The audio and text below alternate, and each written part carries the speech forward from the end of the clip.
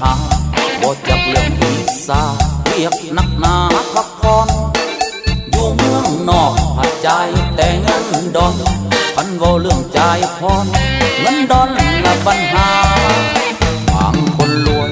มีเงินมีคำคือไม่เคยแจกสั่งตายก็มีปัญหาสิเว้ายังกำมักก่อนสาวนาพวกพ่อข้าแม่ข้าปัญหายังทับโถม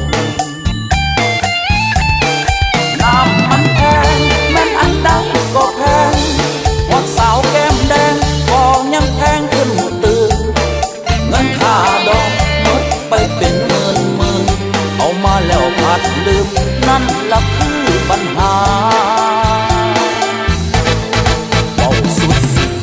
ว่าบ่มีปัญหาฟังอยู่ในป่าซาปัญหาก็ยังมี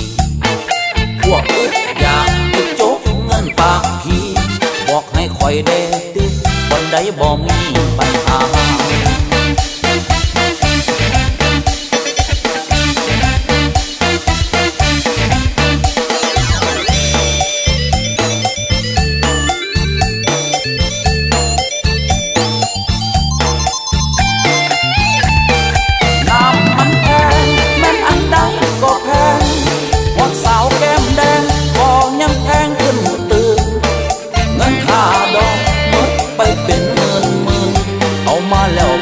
ลืมนั่นละคือปัญหา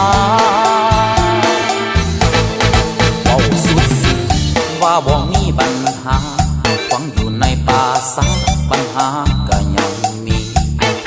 พวกอึดอยากไปโจกเงินปากผีบอกให้คอยเด้ติคนใดบ่มี